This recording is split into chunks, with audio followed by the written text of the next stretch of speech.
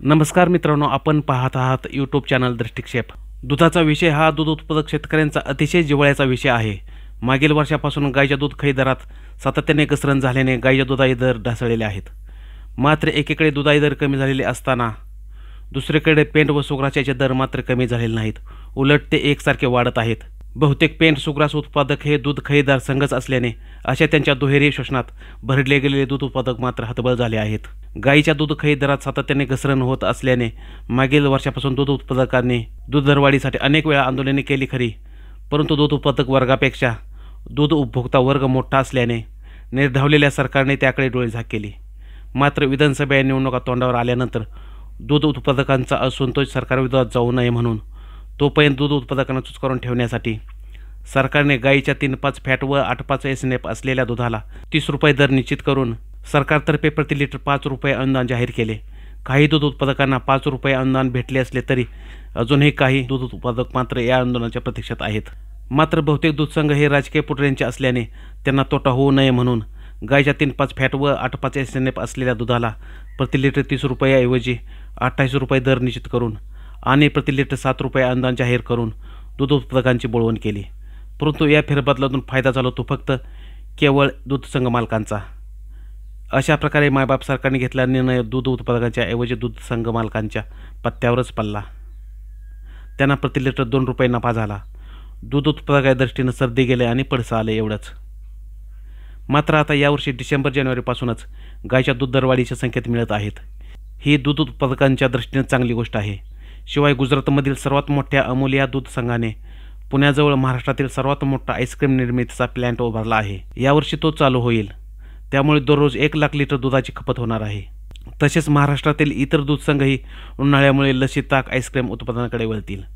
त्यामुळे यावर्षी गायीच्या दूध उत्पादकांना सुगेचे दिवस येतील असे बोलले जात आहे।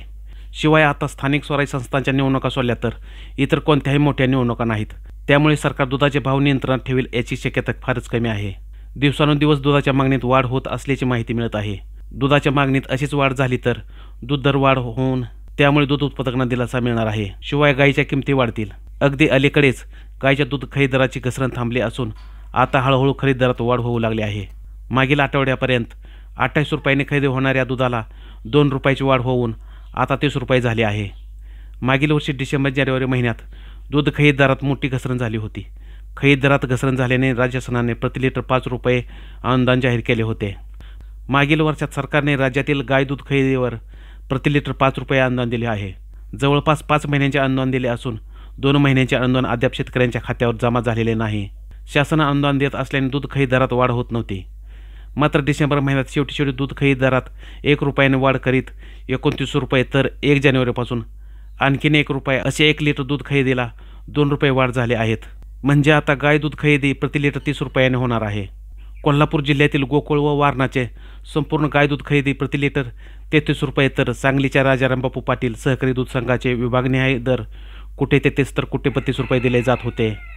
विधानसभा निवडणूक झाल्यानंतर गोकुळ, वारणा व राजा रामबापू या दूध संघाने दूध खरेदी दरात 3 रुपयांनी कपात केली होती। आता या तीनही संघाचा गाय दूध खरेदी दर 30 रुपये प्रति लिटर इतका आहे। जुलै ते सप्टेंबर या 3 महिन्यात प्रति लिटर 5 रुपये अनुदान राज्य शासनाकडून देण्यात आले आहे। ऑक्टोबर व नोव्हेंबर या 2 महिन्यात प्रति लिटर 7 रुपये अनुदान जाहीर केले आहे। त्याचे वितरण करण्याची प्रक्रिया लवकरच राबविण्यात येणार असल्याचे सांगण्यात आले। आता दूध खरेदी दरात वाढ होऊ लागल्याने शासनाचे अनुदान बंद होईल असे सांगण्यात आले। संकलन व मागणीत फार फरक झालेला नाही, मात्र दुधाला मागणीवरचे वाढत आहे व आणखीन वाढण्याचा अंदाज आहे। शिवाय दूध उत्पादकांसाठी दूध खरेदी दरात वाढ करणे गरजेचे आहे। मागील आठवड्यापर्यंत प्रति लिटर 28 रुपये असलेला दर 2 रुपयाने वाढ करीत 30 रुपये केला आहे। बाजारातील परिस्थितीनुसार खरेदी दरात आणखी वाढ होऊ शकते अशी माहिती सोनाई दूध संघाचे अध्यक्ष दशरथ माने यांनी प्रसारमाध्यमांशी बोलताना दिली। अशा प्रकारे गायीच्या दूध दरवाढीसाठी अनुकूल वातावरण बनत असल्याचे संकेत मिळत आहेत। मित्रांनो, व्हिडिओला लाईक, शेअर आणि सबस्क्राईब करण्यास विसरू नका, ज्यामुळे आमचे जास्तीत जास्त चांगले व्हिडिओ आपल्यापर्यंत पोहोचतील।